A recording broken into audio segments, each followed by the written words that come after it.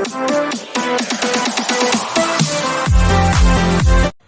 Morning, नमस्कार and जोहार everyone. मैं हूं मीना कर्मा और आज हम बात करने वाले एक ज़बरदस्त टॉपिक के बारे में जिसे हर कोई अपनाना चाहता है, हर कोई उसे पाना चाहता है। What is success? सफलता क्या है?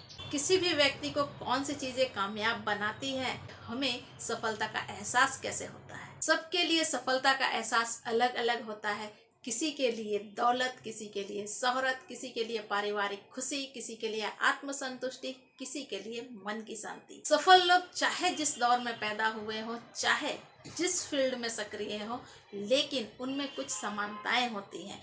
अगर उन समानताओं को पहचान कर हम भी अपने जीवन में अपना ले तो हम भी सफल हो सकते हैं। ठीक उसी तरह से जिस तरह से सफल व्यक्तियों में कुछ समानताएं होती हैं, ठीक उसी तरह से असफल व्यक्तियों में भी समानताएं होती हैं और उन कमियों को पहचान कर अपनी जिंदगी से उन्हें दूर करना होगा। हम तभी सफल हो सकते हैं। मूल्यवान लक्ष्य की लगातार प्राप्ति का नाम ही सफलता है, ये अर्ल नाइटिंगेल जी का कहना है। सफलता को हम कैसे आंक सकते हैं? निरंतरता, प्रोग्रेसिव।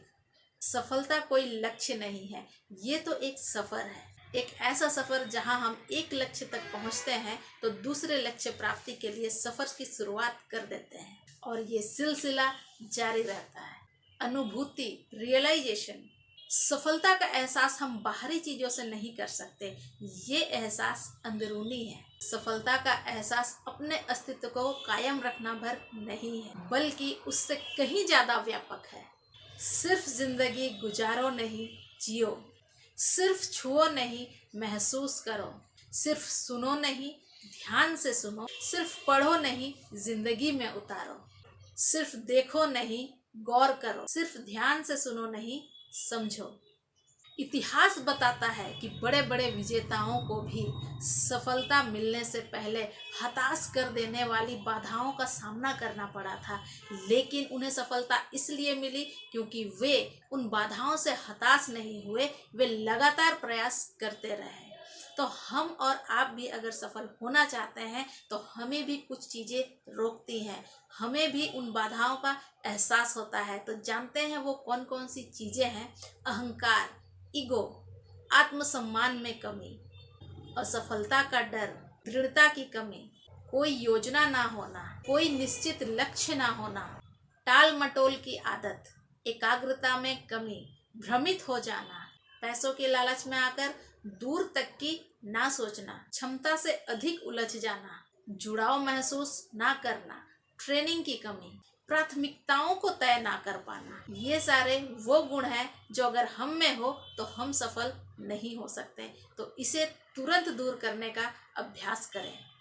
एक बायोलॉजी का टीचर अपने छात्रों को एक कैटरपिलर की संघर्ष की कहानी बता रहे थे और प्रैक्टिकली दिखाना भी चाहते थे, और उन्होंने उस कैटरपिलर को कोकून के साथ लाया और उनके सामने प्रैक्टिकली बताना चाहते थे कि ये कैटरपिलर किस तरह से संघर्ष करके अपने खोल से बाहर आएगा।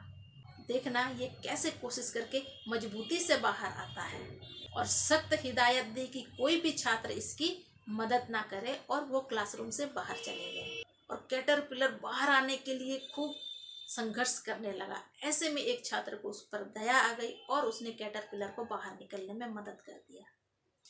हुआ ये कि कैटरपिलर बाहर तो आ गया, लेकिन कुछ ही देर बाद वो मर गया।